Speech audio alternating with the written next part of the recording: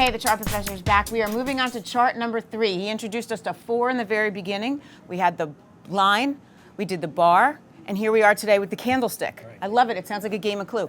Tell us a little bit about the candlestick, because there's history. Okay. They're the oldest charting methodology around. It dates back to the 1740s in Japan when they were trading rice futures. But we didn't know about them in this country to the 1980s. That's crazy. Very amazing. And so now this chart makes these little rectangular boxes Right. that show 4 different prices. Right.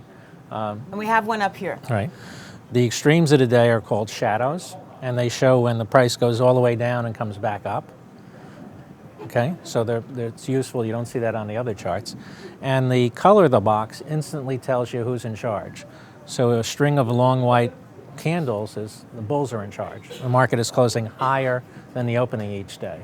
Or if we see a string of red candles, then the market is closing lower from the opening each day. And now each little rectangle represents the opening price, the high price of the day, the lows, and the close. Okay. The actual rectangle is called a real body, and that's just the relationship between the open and the close. Okay, so the high.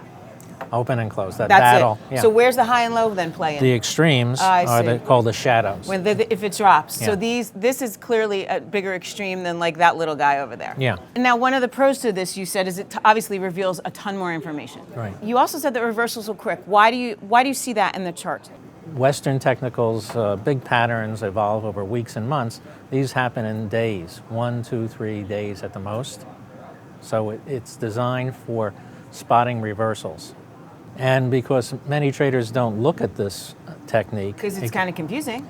Yeah, Well, requires yeah, a little, but you're here, you're learning. Okay, so you got an edge. Right. So you just showed us one for Apache. Right. But you also said they do this with the indices, I guess you could do it with a sector too, can't you? Yes, anything you can get 4 pieces of information on. So like here, this now tells me a lot, I guess. Yeah. So we had that very dramatic sell-off, big bars in February. And this pattern is called a hammer. It's the idea of you're hammering out a base. And look how far it went down and came back up. So here, what is this telling you? That it's sort of stabilizing? Because it's trained to spot reversals, we need a trend first. So when it's going sideways very recently, there's no trend. So the drawback is it doesn't tell you anything.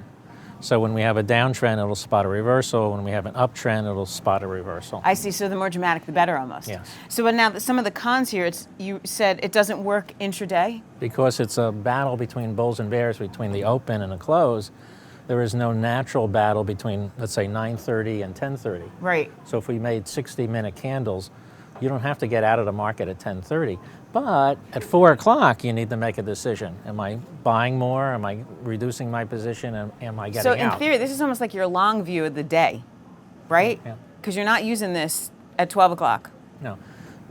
We have the computing power to do it, but there's no natural battle between bulls and bears. And finally, you said there's no price targets on this Right. one either, for the same reason, right? Well, the system wasn't designed to come up with price targets. It was just Again, back get to the me rice. in, get me out.